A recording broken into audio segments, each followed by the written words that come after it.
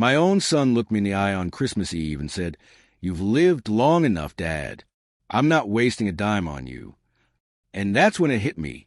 After 65 years of building homes, raising him, bailing him out of every stupid mistake, my own flesh and blood turned his back on me when I needed him the most. He thought he could walk away, laugh it off, keep the house I helped him buy. But what Benjamin didn't know is that old dogs like me still got teeth, and I was about to show him just how sharp mine were. Before we continue, please subscribe to the channel and let us know where you're listening in the comments. I remember that night like a crack in the winter air. The streets of San Francisco were lit with Christmas lights, couples laughing over hot cocoa, kids tugging their parents toward toy stores. And me? I sat in my pickup, heart pounding too fast, a folder of medical papers on the seat beside me. Those damn test results that said if I didn't get heart surgery soon, I'd be gone in 4 months. $120,000 stood between me and another year of life. I wasn't scared of dying. Not really. What cut deep was a betrayal. A year earlier, I'd handed Benjamin a check for $150,000, my retirement, my sweat, my every saved penny, so he could buy his dream home. He swore he'd pay me back. Swore it. And now, he was stringing popcorn with his kids, tossing cash at decorations, acting like my life was just another bill he could ignore.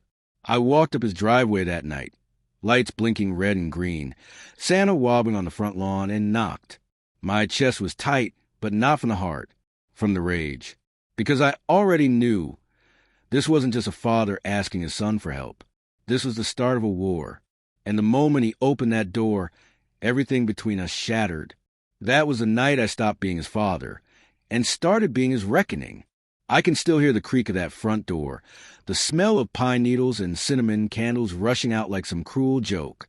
Benjamin stood there in his holiday sweater, the kind with reindeer prancing across his chest, a drink in his hand. Behind him, his wife laughed at something on the TV, kids running circles around the tree, a perfect American Christmas scene. And me, his father, standing in the cold with my life ticking down like the second hand of a clock. "Dad, what's wrong?" he asked, more annoyed than concerned. My throat tightened. I handed him the envelope with the hospital estimate. "I need your help. The surgery costs $120. You owe me more than that. Please, it's my life on the line." For a second, I thought I saw a flicker of guilt in his eyes, but then his smile turned hard. He pushed the envelope back into my chest like it was junk mail. "Dad, you've had a good run. You're 70. You want to take Christmas from my kids just so you can get another few months? That's selfish." The words sliced deeper than the chest pains ever could. My knees almost buckled, but I held the porch rail, staring at the son I once carried on my shoulders at Giants games, the boy who begged me for one more inning. And now he was calling my life a waste. I wanted to scream, to hit him, to fall apart. Instead, I stood tall, the December wind freezing tears on my face. I didn't say another word. I just turned and walked back to my truck. Because right there, on that glittering candy cane-lined street, I swore an oath to myself. If my own son thought I was disposable, I'd show him just how much of the American dream house really cost. And when I twisted the ignition, clutching my chest, I realized my revenge had already begun. The drive back home, that night, felt longer than the miles on the odometer. San Francisco's skyline glittered in the distance, but it looked hollow, like ornaments after the lights burn out.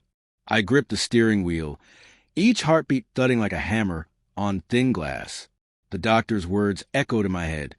"For months, maybe less, if you don't get that surgery. For months to breathe, to walk, to remember what living felt like." And my son, my own flesh and blood, had just slammed the door on that chance. I parked outside my small bungalow, the one I built with my own hands decades ago.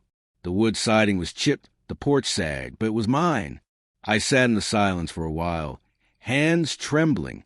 Anger burned hot, but beneath it was something worse, shame. Shame that I'd raised a man who valued Christmas lights and flat-screen TVs over his father's heartbeat. Inside, I spread the hospital papers across the kitchen table. Numbers, bills, estimates. They blurred together until I felt dizzy. My savings account couldn't cover even half. That's when my phone buzzed.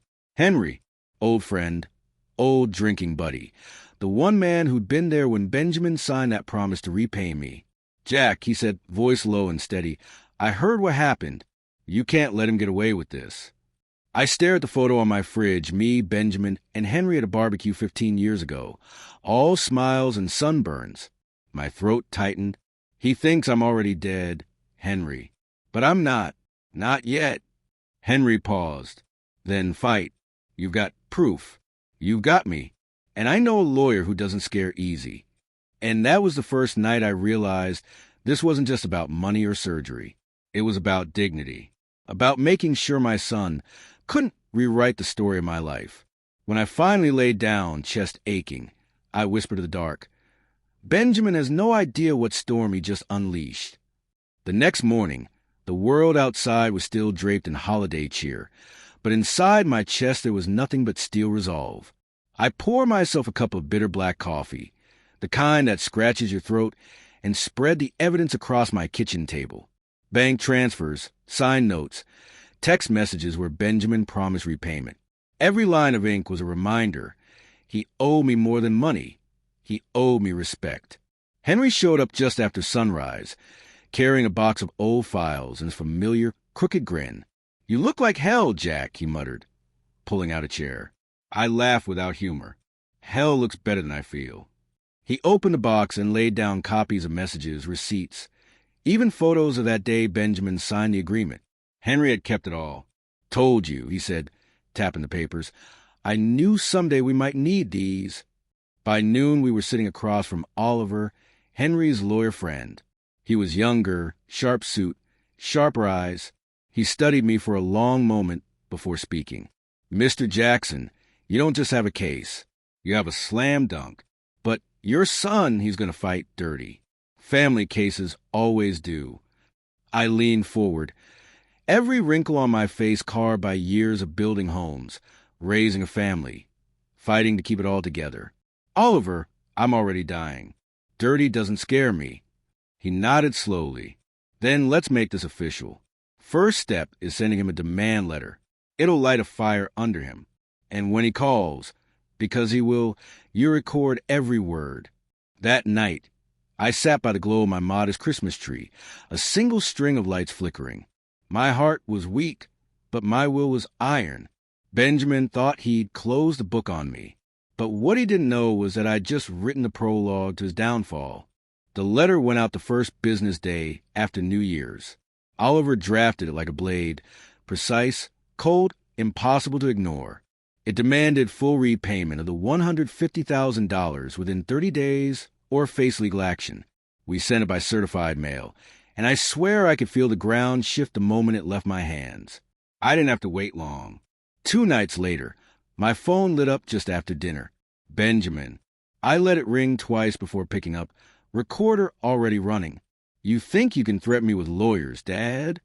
His voice was sharp, laced with anger. "You're going to sue your own son? Over what? Some charity you gave me." I gritted my teeth. "It wasn't charity, Ben. It was a loan. You promised to pay it back." On the other end, I heard laughter, cold and ugly. "You're pathetic. You want to take money from your grandkids so you can squeeze a few more months out of that broken heart of yours? Forget it. If you go through with this, don't bother calling me again. Don't bother seeing the kids either. You're done." His words should have broken me. Instead, they poured gasoline on the fire inside.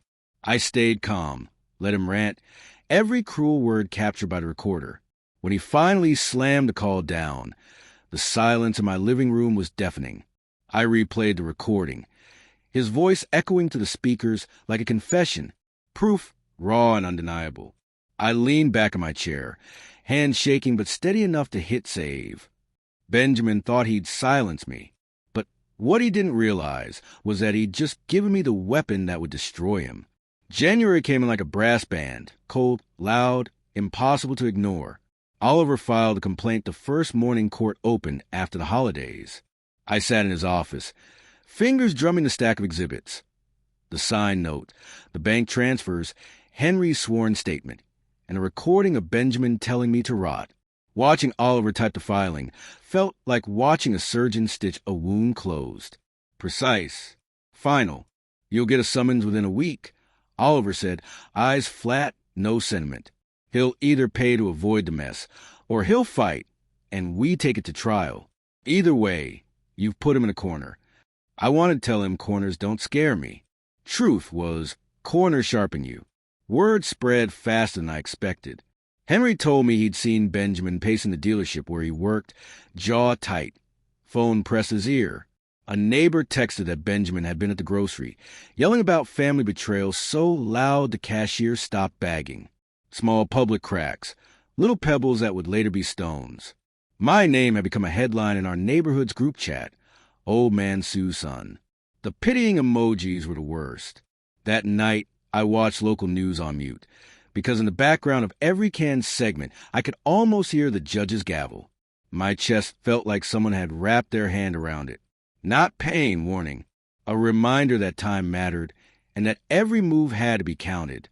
I called my cardiologist and scheduled the earliest pre-op consult. Surgery money or no, I had to be ready. Oliver promised to speed the trial, but trials are a river. You can row, but you can't stop the current. As I turned off the lamp and the house fell into shadow, I thumbed through my old blueprints. Homes I designed, rooms I planned, porches where little boys once kicked footballs. The same hands that drew foundations would now lay the foundation for my own justice. Then, halfway through night, a sharp pain like a punch in my ribs knocked the breath out of me, and I realized I couldn't tell if it was fear or heart. By mid-January, the summons landed in Benjamin's mailbox like a grenade. I didn't have to see his face to know how he reacted. I heard it from the neighborhood before he even called. Folks at the diner said he stormed in, waving papers, shouting about betrayal. At the hardware store, one clerk told me he ran it for 10 minutes about selfish old men. His mask was slipping, and everyone could see it. 3 days later, he finally rang. This time, I let him rage without saying much, just long enough for the venom to spill over the line. You're dragging my name through mud, Dad. Do you know what this looks like? My boss heard about it. My kids heard about it. You think anyone's going to respect me when my own father sues me? I let silence hang. Then I said, calm as a winter night, respect is earned, son, and you've burned through yours. He cursed, loud enough the recording nearly clipped. I could almost hear his pride cracking. And that, right there, was the first public humiliation. He thought he was calling to intimidate me, but instead he was confessing, screaming into a record that would play back in court. Henry came by that evening with a bottle of rye. You're rattling him, he said, pouring us each a glass. The more he talks, the more rope he hands us. I sipped slow, the whiskey burning warm. Good. Let him keep talking. By the time we're done, he'll hang himself with it. But as the night grew quiet, my chest ached heavier than before, and I realized the clock was ticking louder now. Winning the case was one thing. Surviving long enough to see the verdict, that was another. The court date landed like a hammer, January 18th. Just 10 days to prepare, and my body was already betraying me. Every morning I woke with weight on my chest, each step slower than the last. But my mind had never been sharper. Oliver spread the evidence across his office table. Contracts, receipts, Henry's affidavit, and the recordings. We've got him cornered, Oliver said. But don't underestimate pride. He'll try to paint you as a bitter old man, trying to ruin his son's life. I leaned forward, voice steady. He already ruined mine. Meanwhile, Benjamin kept unraveling.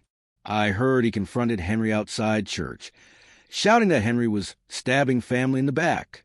People turned, whispers spread. Public humiliation number 2. His anger spilling into the open, his image cracking in front of neighbors he'd once charmed. Henry just stood his ground and said, loud enough for the whole parking lot, a man who won't honor his word isn't worth defending. That night, I drove past Benjamin's house.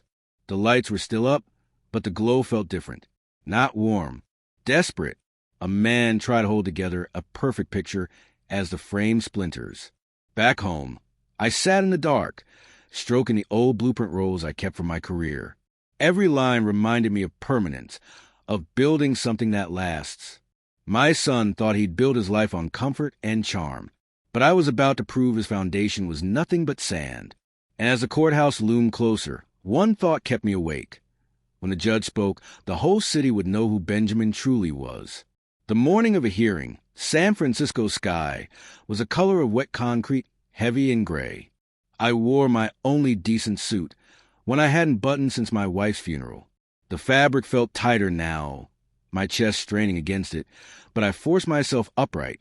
Today wasn't about appearances. Today was about survival and justice. Henry drove me downtown, his old Chevy rattling like bones. "You ready for this, Jack?" he asked. I stared at the courthouse steps looming ahead. I've been ready since Christmas Eve. Inside, the air was thick with whispers. I saw neighbors in the back row, curious eyes hungry for drama. Benjamin strutted in minutes later, his tie crooked, his face a shade too red. He shot me a look sharp enough to cut glass, but I didn't flinch. I couldn't afford to. Oliver opened with precision, laying out the timeline, the bank records, the signed note. Then he played the recording, Benjamin's voice filling the chamber. "You've lived long enough, Dad." Gasps rippled through the room. My son's mask shattered in public view. His jaw tightened, fists curling, but there was no escape. His own words were the nails in his coffin. When it was his turn, he stumbled. He tried painting me as greedy, selfish. But the crowd had already heard his venom. Every denial only dug him deeper. Even the judge's brow furrowed, unimpressed. I watched it all with a strange calm, like a man floating above the wreckage. Years of sacrifice, reduced to this moment of ugly truth. And as the gavel echoed through the room, I realized the real verdict wasn't just coming from the judge. It was coming from every eye in that courtroom, watching Benjamin fall apart in real time. The judge's words cut through the chamber like steel. Judgment in favor of the plaintiff. Repayment of $150,000. Payable within 25 days. For a moment, I forgot to breathe. The gavel came down, and just like that, the law was on my side. Benjamin's face drained of color. He shot up from his chair, shouting, "This is insane! He's my father. This isn't how families work." But the courtroom had already turned against him. People avoided his eyes, shaking their heads. The bailiff warned him to sit down. That was public humiliation number 3. His pride splintering in front of strangers and neighbors alike. I didn't gloat. I just sat there, clutching the armrest, my heart pounding so hard I worried it would give out right there in front of everyone. Henry leaned in, whispering, "You did it, Jack. You really did it." But I knew better. Winning the case wasn't the end.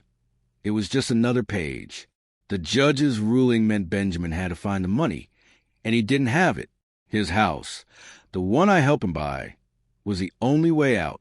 Oliver explained it plain and cold on the courthouse steps.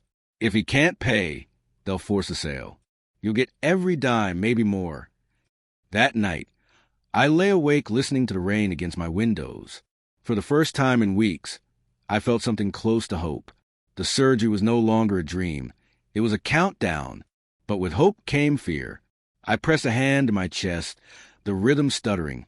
Uneven, my body was warning me. Time was running out faster than even the courts could move.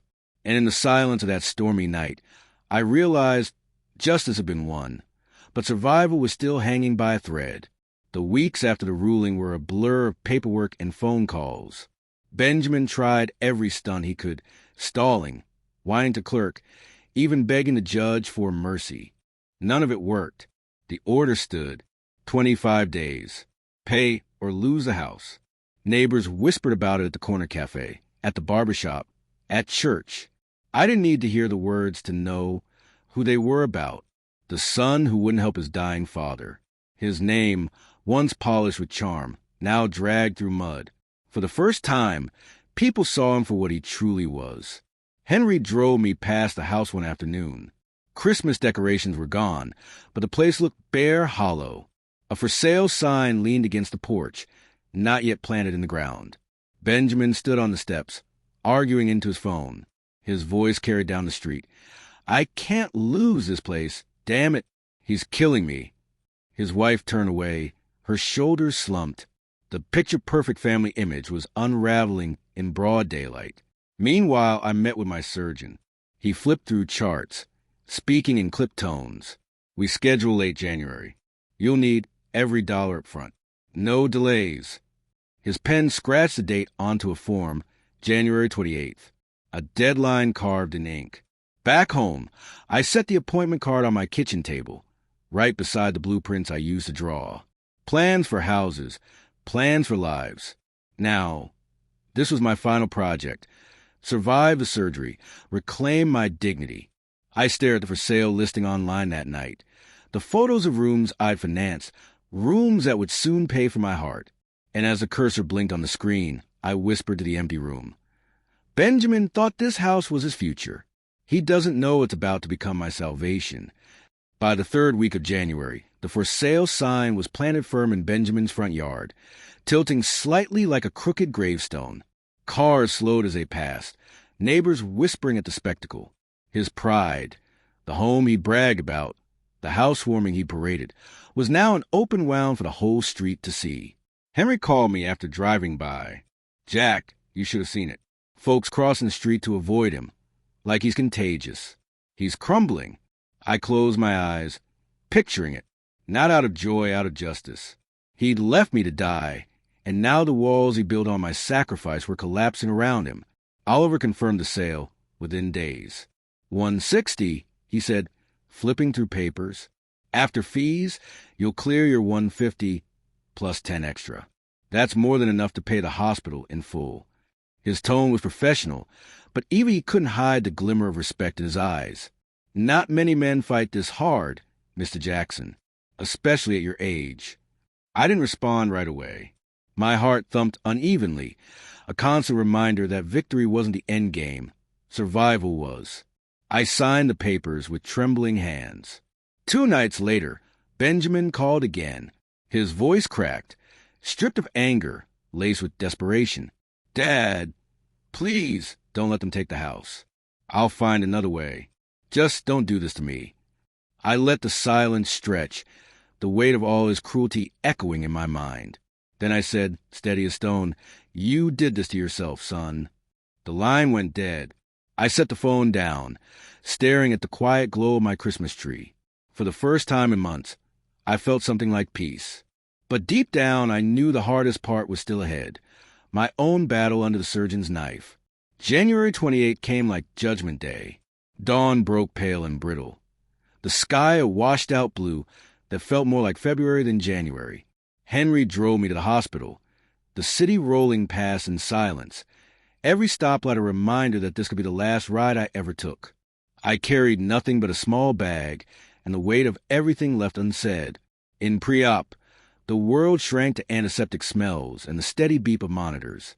A nurse shaved my chest, her hands gentle, her eyes avoiding mine. Maybe she'd seen too many men my age go under and not come back.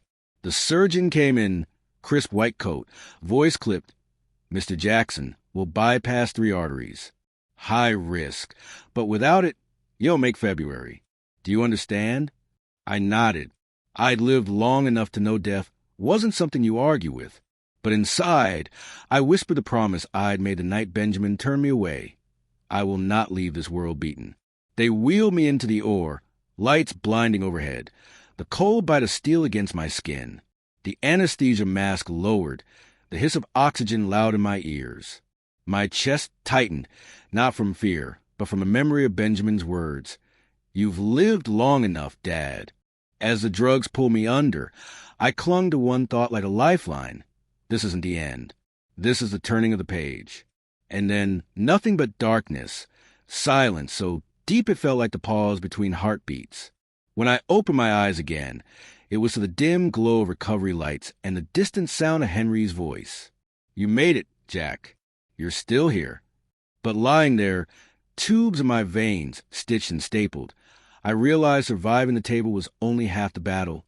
The other half was waiting for me outside those hospital doors. The first week after surgery was a blur of painkillers, monitors, and the slow, stubborn rhythm of my healing heart. Each breath felt like pulling nails from wood. But I was alive, And finally holding proof that justice had teeth, Henry visited every day, bringing newspapers and that crooked grin of his. One morning, he laid a clipping on my blanket. Headline read, "Local man loses home after court ruling." Below it, a photo of Benjamin standing outside the empty house, arms crossed, face twisted with anger. The world didn't need to hear my side anymore. His own actions had written the story. By mid-February, I was back home. My bungalow felt smaller, but warmer, quiet in a way hospitals never are. Oliver called confirmed the funds had cleared, $160,000. Enough to pay the surgeon, cover every bill, and still leave me with a cushion. I wasn't rich, but I was secure. For the first time in years, the ground under my feet felt solid. But even with the victory, nights were heavy. I'd sit in the dark, looking at the glow of my modest Christmas lights, still strung along the porch, left up too long on purpose. They reminded me of the night Benjamin slammed that door in my face, and of the oath I'd whispered into the cold.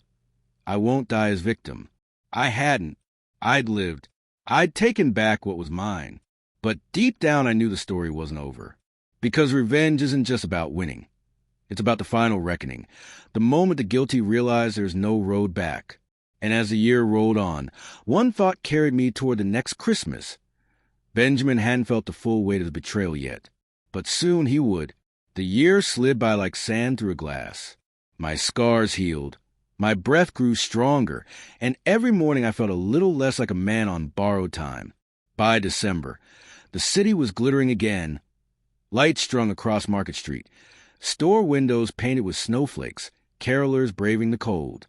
Life had crept back into my bones, but the shadow of that winter past never left me. On Christmas Eve, I sat by my own tree, small but steady, its lights humming soft in the dark. Henry was with his family, Oliver out of town. For the first time in months, it was just me and the quiet. I poured a glass of rye, stared at the ornaments my late wife had collected, and thought, this is enough. Justice is enough. Then I heard footsteps on the porch. Slow, hesitant. A knock followed, 3 soft raps, almost embarrassed. My chest tightened, not from weakness this time, but from recognition. I opened the door. There he stood, Benjamin. No suit, no swagger, just a man in a worn jacket, eyes hollow, hair unkempt. Behind him, the cold December air bit sharp, but he didn't step inside. He stared at the ground, then at me, lips trembling. "Dad," he said, voice barely more than a whisper. I'm sorry. I lost everything. The house, the respect, the friends. I can't fix it. But I need you. I need forgiveness." For a moment, the years flashed before me. The boy I carried on my shoulders, the young man I helped start a life, the father who turned me away on Christmas Eve. The silence stretched, broken only by the hum of the tree behind me. And that's when I realized the true reckoning wasn't in the courtroom or the sale of a house. It was standing right there on my porch, begging for a door he'd slammed shut himself. I gripped the frame, heart steady, as the final words formed on my tongue. I looked him dead in the eye, the glow of my Christmas lights spilling onto his face. For a second, I almost saw the boy he used to be, the one who begged me to throw the ball one more time, the one who used to fall asleep in the back seat after a Giants game. But then I heard it again like an echo in my chest. "You've lived long enough, Dad." I stepped onto the porch, letting the cold night air cut between us. "Benjamin," I said slowly, every word weighed like a stone, "a year ago, you told me I'd lived long enough. You looked at me and decided my life wasn't worth saving." My voice didn't rise. It didn't need to. Now you're the one begging for a second chance. But I learned something this past year. Some doors once closed don't open again. His lips parted, desperate. "Dad, please. I have nowhere else." I cut him off with a shake of my head. "You had your chance to be a son. You chose pride. And pride cost you everything." I let the silence hang heavy. Behind me, my tree shimmered, a quiet witness. He stood there, shoulders slumped, the man who once thought he was untouchable now stripped bare. For the first time, I saw fear in his eyes, not of me, but the emptiness he created around himself. I turned, hand on the doorknob. Merry Christmas, Benjamin. I hope you learn what those words really mean. And with that, I closed the door, the latch clicking like the final strike of a gavel. Inside, I sank into my chair, heart steady, breath strong. Justice wasn't about revenge anymore. It was about dignity. I had mine. Benjamin had lost his. And as the lights on the tree blinked softly in the dark, I knew this was my true salvation. Not just a healed heart, but a clean one. If you like this story, please like this video. Subscribe to the channel and share your impressions of this story in the comments. To listen to the next story, click on the box on the right. Back home, the recliner felt different. The same chair where I'd once clutched my chest, sure I was done, was now my throne. The envelope of the final hospital bill sat on the coffee table. Stamped paid in full. I ran my fingers over it like a war medal. Logan tried calling again. I let it ring out. The voicemail stacked up, his voice shifting from anger to pleading, then to something almost childlike. Dad, I don't know where to go. I don't know what to do. But I remembered his sneer, the way he'd said I wasn't worth the money. Every voicemail was just another nail in the coffin he'd built for himself. Neighbors stopped me on my daily walks, clapping my shoulder, whispering, "Saw the news, Lucas." Took, that's what you did. Their respect was a salve I didn't know I needed. Logan's name, meanwhile, had become a local joke. The son who sold his father out. He couldn't hide from it. Not at work. Not at church. Not even at the grocery store. One evening, Henry brought over a six-pack. The good stuff. We sat on the porch, the city humming in the distance. He raised a bottle. "To survival," he said. I clinked mine against his. "To justice," I answered. The foam hit my lip, bitter and sweet at once. But just as the moment felt light, headlights swept across the driveway. A familiar car rolled up slow, engine coughing. Logan stepped out, shoulders slumped, eyes hollow. He carried nothing but shame. Henry muttered, "Here comes trouble." Logan stopped at the bottom of the porch steps, voice shaking. "Dad, please. I've got nowhere else to go." The night went still. Even the crickets seemed to hold their breath. And I knew this was the moment the scales would balance, once and for all. Logan stood at the foot of the porch like a man waiting for judgment. The porch light carved shadows across his face, making him look older than his years, worn down by the weight of choices he couldn't outrun. His voice cracked as he spoke. "Dad, I lost everything. The house, the job. People look at me like I'm poison. Please, just let me in. Just for tonight." Henry shifted beside me, jaw tight, ready to send him packing. But I raised a hand. I wanted to hear the words come from my son's mouth. "Why now?" I asked, my voice steady as the wooden steps between us.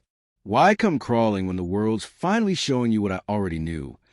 He swallowed hard, eyes glistening in the harsh yellow light. "Because you're all I got left." The sentence hung heavy, the kind confession a man doesn't make until he scraped bottom. I thought of the hospital beeps, the gavel strike, the auctioneer's hammer. I thought of every time he said I wasn't worth saving. And I realized he wasn't standing there because he loved me.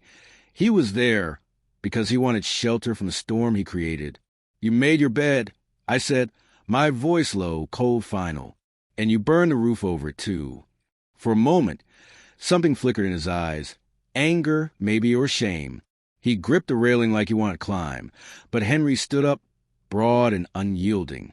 "You heard him, Logan. Time to go." Logan's lip trembled, but he stepped back. The night air seemed to press him down, shrinking him smaller with every breath. He turned, shoulders sagging, and shuffled toward the car that had once carried his family to Little League games and Sunday dinners. The engine coughed, headlights sweeping across me one last time. Then he was gone, swallowed by the dark street. I leaned back in my chair, heart steady for the first time in years. But deep inside, I knew there was still one thing left to say, one truth he had to hear before the book closed for good. And the next time he came to my door, I'd give it to him. The knock came 3 nights later. Slow, hesitant, like a man who already knew the answer but begged anyway. I rose from my recliner, cane tapping the floor, and opened the door. Logan stood there, rain dripping from his hair, eyes hollow, clothes wrinkled like he'd been sleeping in his car. He looked at me not as a son to a father, but as a beggar to the man he once betrayed. "Dad," he whispered, voice raw, "I'm sorry. I was wrong. I should have helped you. I should have been there. Please forgive me. I just want my family back." I let the silence stretch, the only sound the rain hitting the porch roof. My fingers brushed the scar on my chest, the reminder of what I'd survived without him. I thought of his words that day, sharp as knives. "You've lived long enough." And something inside me snapped into perfect, steady place. I stepped closer, my shadow falling over him. "Do you remember what you said to me, Logan? That I'd lived long enough? Well, you were wrong. I lived to see justice. I lived to see you stripped of that house, of that pride. I lived to prove you can't bury me with betrayal."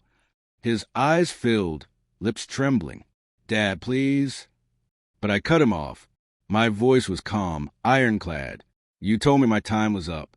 Tonight, I tell you yours is. You're no longer my son. You're just a man who sold his blood for bricks and lost both." Henry's truck pulled into the drive just then, headlights flashing across Logan's broken figure. He stepped back, face collapsing under the weight of finality. Without another word, he turned and walked into the rain, swallowed by darkness.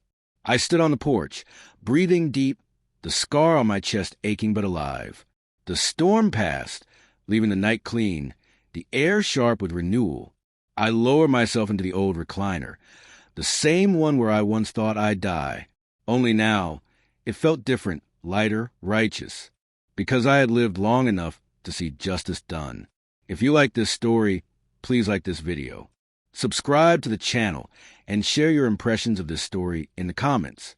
To listen to the next story, click on the box on the right.